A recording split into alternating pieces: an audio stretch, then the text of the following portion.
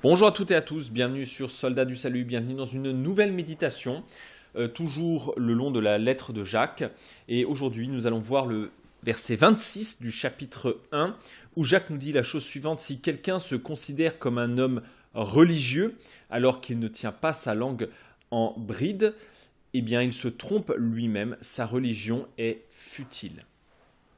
Alors voilà une réflexion qui, me semble-t-il, peut paraître évidente et qui pourtant est d'une certaine façon très percutante.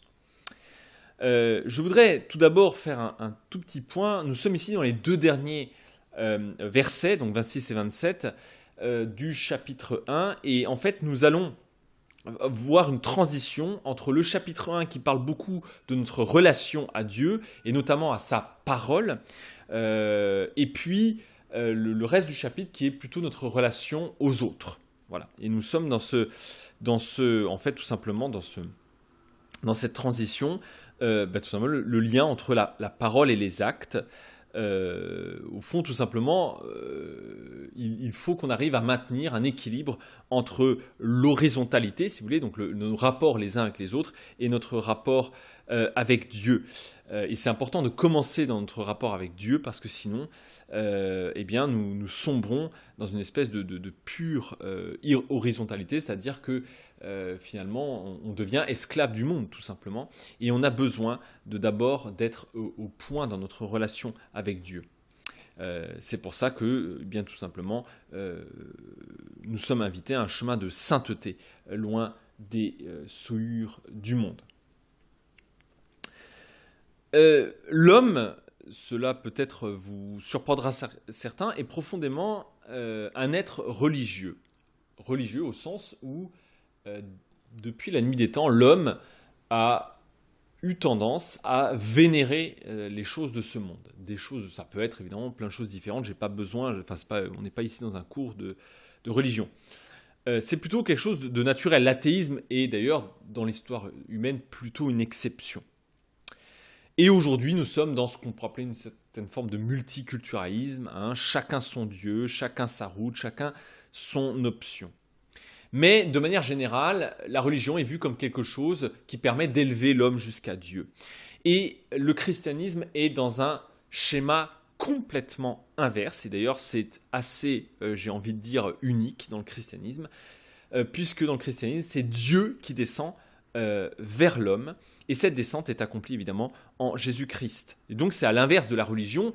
La religion est plutôt symbolisée par Babel. Babel, on va s'élever vers Dieu, vers la porte des dieux. Donc ça peut être à travers différentes choses. Ça peut être soit d'un point de vue mystique, soit à travers la morale. La morale, une vie bien morale et bien guidée, va nous élever, ou alors à travers le pouvoir, la puissance politique, la puissance économique, c'est-à-dire l'argent, qui va nous élever, permet de nous élever, ou tout simplement la technologie, la technique, le progrès. Tout ça, il ne faut pas s'y tromper, ce sont des actes religieux. Le dogme du progrès est un acte de religieux. Le fait de penser qu'on s'élève tout le temps, qu'on va s'améliorer avec le temps, est un acte religieux d'élévation de l'homme. Mais évidemment, l'histoire chrétienne et l'histoire de Dieu avec nous est une histoire complètement inverse. Il faut, évidemment, si je vous parle du mot religieux aujourd'hui, le mot religieux est un mot extrêmement péjoratif. Mais dans l'Antiquité, être religieux, c'était quelque chose de vraiment bien. C'est quelqu'un de bien sous tout rapport. Aujourd'hui, on dirait plutôt un homme formidable. Parce que religieux, c'est devenu extrêmement péjoratif. N'est-ce pas ? C'est un ensemble, être religieux, ça peut être un ensemble de rites, de dogmes, de pratiques, de morales, de spéculations, de théories. Là où, si vous voulez, dans la foi chrétienne, nous avons une descente de l'esprit en nous qui va radicalement transformer notre être, si bien que Paul nous dit, évidemment, Galates 2:20, ce n'est plus moi qui vis, c'est Christ qui vit en moi. Aujourd'hui, évidemment, on ne veut plus être religieux. On perçoit la religion comme quelque chose de vide de sens, de valeur, comme quelque chose qui n'est plus puissant. Et parfois, de bons prédicateurs du haut de la chair, eh bien, quand ils descendent, ce ne sont plus les mêmes hommes qui parlent.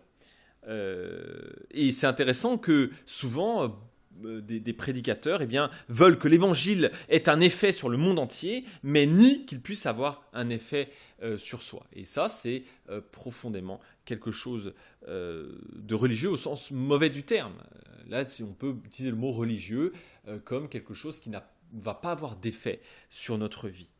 Il y a véritablement une transformation radicale, même au plus profond, au plus intime, dans notre langage de tous les jours. Finalement, c'est intéressant parce que dans la lettre de Jacques, Jacques accentue le fait que Dieu est un Dieu de parole, c'est un Dieu qui veut nous parler. Avons-nous conscience de ça, hein? Est-ce que tous les jours on sait en disant qu'est-ce que Dieu veut me dire aujourd'hui, qu'est-ce qu'il me dit aujourd'hui, et que la première chose qu'il touche, et c'est ça qui est intéressant, c'est notre parole.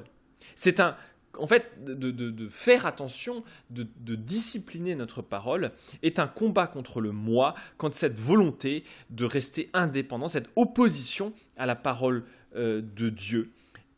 Tout simplement, notre parole révèle notre moi profond. C'est pas forcément d'ailleurs des paroles dures, hostiles et méchantes, bien sûr, ça se voit, j'ai envie de dire. Mais parfois, ça va être des paroles qui vont tenter d'imposer notre volonté, notre désir de domination, ou notre moquerie, ou notre dureté. Notre parole révèle énormément de choses. Là où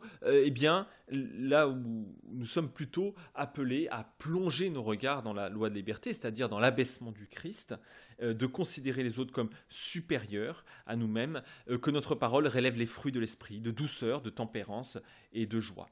Au fond, et je terminerai par cette conclusion, si vous voulez changer le monde, eh bien, commencez par faire attention à ce que vous dites dans votre quotidien. On pense que changer le monde, c'est faire de grandes choses. Eh bien ça, c'est une erreur absolue. C'est justement être religieux, ça, hein, de vouloir changer le monde en commençant à faire de grandes choses, à s'élever à des grandes choses. C'est une certaine forme de religion, là où, eh bien, au contraire, nous sommes appelés à être fidèles dans les petites choses avec le Christ. Et si vous voulez changer le monde, commencez par faire attention à ce que vous dites. Voilà, je vous invite à la prochaine fois, mais d'ici là, restez sang et feu.